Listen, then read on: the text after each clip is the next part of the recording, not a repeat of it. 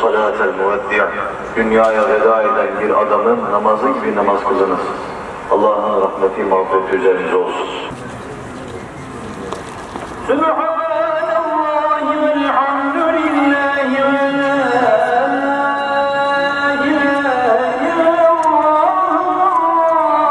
ekber ve la havle ve la kuvvete illa billahil aliyyil azim.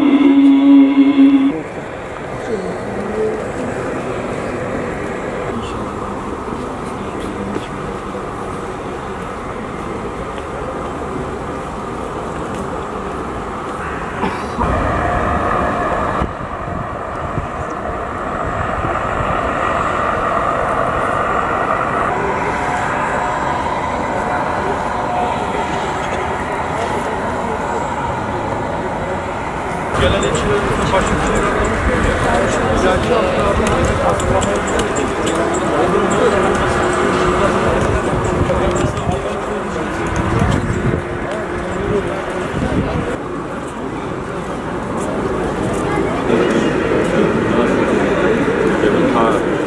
صليت صلاة الصبح إن شاء الله.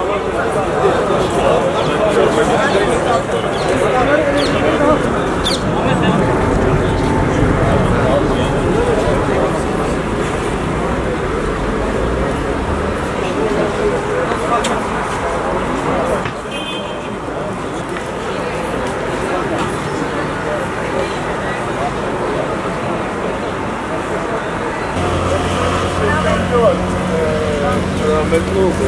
Geçen bir sene önce.